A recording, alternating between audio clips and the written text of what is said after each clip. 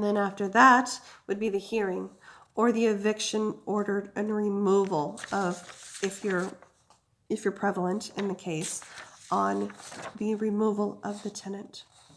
Remember, you should never do self-help. You should never shut off the utilities, the water, anything like that to get the actual tenant to move out quicker. It's illegal. Chapter 9 was about staffing and maintenance of your properties, and it's based on the size of the property and the needs of the property. If you need on-site staff or multi-site staff, you should always write down the specific needs of the property and what you specifically want your staff to do.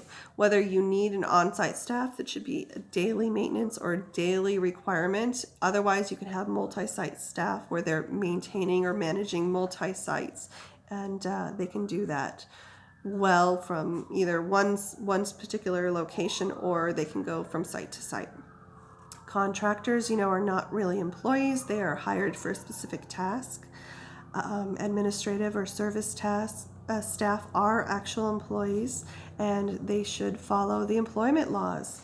And this chapter talked about the FMLA laws, the Family Medical Leave Act, for caring for children or family members, the Fair Labor Standards Act, abiding by the fair labor requirements for minimum wage, overtime, part-time, and the Civil Rights Act of 1964, discrimination laws, as well as the ADA, the Americans Disability Act. Staffing and maintenance of this property, you're talked about having a good maintenance program and writing that down, record keeping, listing all of the communications, the timelines, when you specifically inspected the property, any bids or requests for maintenance that you have put out, and having a standard list of maintenance for your property. Chapter 10, managing residential property. This is the main focus of the class, was residential type property, and there's lots of residential property, whether that be traditional multifamily, mid-rise, high-rise, converted lofts. You should always have the management plan, and that we covered already, right? Where you're going to look at not only the regional, the neighborhood, the marketing, and the property location in your analysis of alternatives. You're going to put together your plan, and you're going to then develop your management plan and how to advertise your specific property. Your application lease process should be located in your residential management plan. And you should always abide by the Residential Landlord-Tenant Act. What this act describes is specific duties and rights of the parties involved. And this is a very important act for property managers. It essentially provides the tenant with the right of habitability, the warranty of habitability, rather, meaning you have to maintain the property in a standard of living where it is habitable. Your residential property should always have lease provisions on the type of rent that you have, how they're going to be paying rent, and a specific problem that a lot of property managers have had lately is people paying partial rent, and that being that they can only afford half the rent for this first of the month, and then they'll pay the additional half the rent at the end of the month. And I have a feeling that has to do with the way that people are paid, either on a bi-weekly basis or at the first and the last of the month.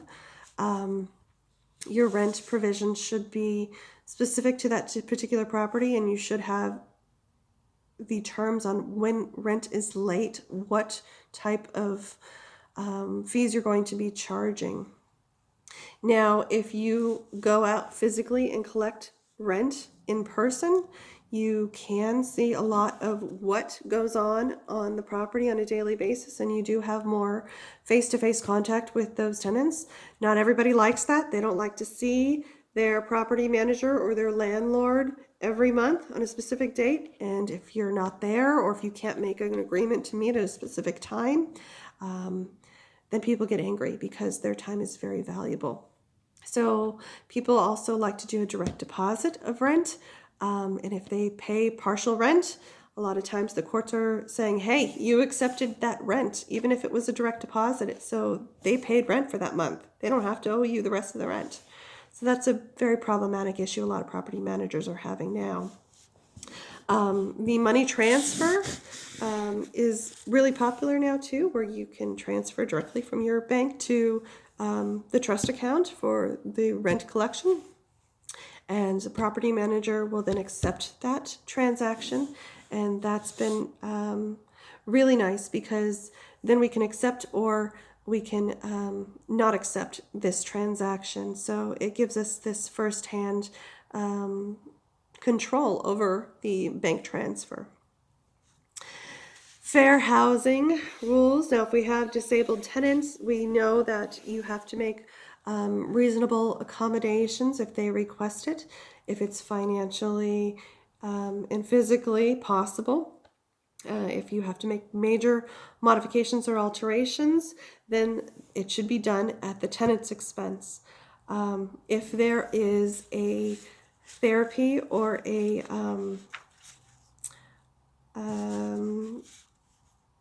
type of requirement that a disabled person needs, you do have to have that conversation, which can be very difficult to have as far as what their requirements are and what they need you to do. And that can be very difficult, as well as with service animals. Service animals are not specifically pets. They are not pets. They are part of the actual individual. And making accommodations for that service animal should be like making an accommodation for a disabled person.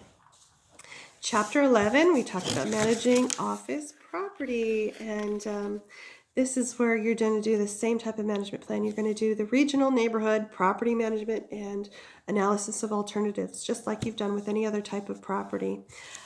However, there's just a little bit of a difference with managing office properties, is because there's different types of ownership of office properties, and you have to know the difference as far as who you're going to be reporting to. What are the space requirements for the office? Do they need a specific size? Do they need a specific shell space? Do they need a build-out cost? What is the tenant mix going to be in a specific office? Is it going to be an individual office, or is there going to be multiple offices there? Do they need additional security and maintenance? And that should all be disclosed in your lease provisions. Chapter 12, managing retail property. And that could be either a strip mall or neighborhood or community, regional, super regional shopping centers, specialized or an outlet, or even a lifestyle shopping center. And a lot of those have anchor tenants, and those are those big stores that are the ones that we always like to negotiate the leases for first, because a lot of times once an anchor tenant is secured, then the additional spaces should be easy to fill, because the anchor tenant is the primary tenant in that space. They basically hold the terms of a lot of the other small tenants and the small retail properties surrounding that anchor tenant. And once that's negotiated, then you can determine what type of property is going to be there, whether it's a grocery store, whether it's like a Target or Home Depot. Then the other types of properties that would like to be next to one of those would be a great additional tenant to have. The difference between office and retail was that retail, you have different types of rents that can be paid. Not only can you have a flat rate, but you can have a percentage rate, rent, a gross sales rent. You can have a step-up rent. You can also charge for pass-through charges, for additional CAM charges, the common area maintenance charges, security. You can have a triple net lease, whereas the tenant pays all the expenses associated with this property. You want to do your same regional property and neighborhood analysis in order to determine your market management plan for a retail property. Chapter 13 was industrial properties, and that could be a specialty industrial property, single purpose, or a special purpose industrial property. And industrial properties are used for the fabrication, storage, and distribution of products. And there could be either a single industrial property or it can be multi-tenant buildings. You can also have an industrial park or a standalone parcel, and you should always develop your management plan accordingly. The leasing of the industrial property can be handled by actual leasing agent, and the leasing agent would be a commercial broker who basically does the whole thing that the management plan that you put together will entail. They are going to be advertising, they're going to secure their own tenants, and they're going to be managing the property. Or you can do that as a property manager yourself. Almost there. Chapter 14, complying with federal, state, and local laws. Statutory laws are the laws that Congress enacts. Administrative can be federally, state, or locally enacted. This chapter was big on the antitrust laws, and these prevent businesses and practices from restraining trade with each other. The Sherman Act is the most common one, and the Sherman Act is the act that prohibits conspiracy, which is basically a monopoly of a specific type of business. And the three main types of antitrust provisions that they like to, dissuade would be price fixing, where you're setting a price for a specific product or service. Let's say as a property manager, 6% flat fee would be for price fixing for all property managers. That's why some property managers charge a lot more or a lot less than that. Also having tie-in arrangements, whereas if you do this, then we'll do this. Quid pro quo, or a market allocation saying, hey, I'm going to take this half of the river and you're going to take this side of the river, and we have allocated the market accordingly, and nobody else is going to be allowed to do business here. It's preventing monopolies and business practices. Excuse me. Complying with other additional federal, state, and local laws. The next one would be Megan's Law. And Megan's Law basically requires all sex offenders to register. And if you are going to be providing residential property on a property management basis, then you should always provide a copy of the website or Megan's Law, where they can go on and basically see where all the locally registered sex offenders are in the area. Lead-based paint is another disclosure that you have to do, as well as you have to comply with the Fair Credit Reporting Act. The Patriot Act, which is the act that was initiated to prevent acts of terrorist attacks. The anti-discrimination laws, whether that be the Civil Rights Act of 1866, 1964, or 1968, should all be abided by. Basically, discrimination, that includes discriminating against race, color, religion, sex, or national origin. And then after that, the Fair Housing Act was included in the Civil Rights Act of 1968 for residential properties only, to discriminate against basically everything: race, color, religion, sex, national origin, disability, familiar status. And familiar status meaning any type of familiar composure that your family could comprise of, but mostly it was enacted to protect families with children. The HUD, the Fair Housing Act, enforced by the the Federal Department of Housing and Urban Development, basically protects the Fair Housing Act and ensures that there's no discrimination in the world of property management. And so what that does is it basically is for residential property, and it prevent any type of discrimination done on the basis of any type of race, color, religion, sex, national origin.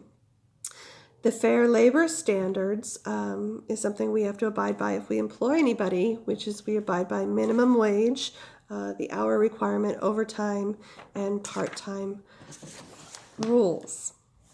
Last chapter, 15, risk management. This was talking about how to minimize your risk as a property management or as a property owner by either negligent hiring and retention, training your employees, having a handbook, doing the required sexual harassment training, documenting everything, going through a disciplinary schedule and procedure if needed, having an emergency plan, not only for your commercial residential buildings, but also for your employees as well. How to communicate with you if any issues come about, having some sort of first aid in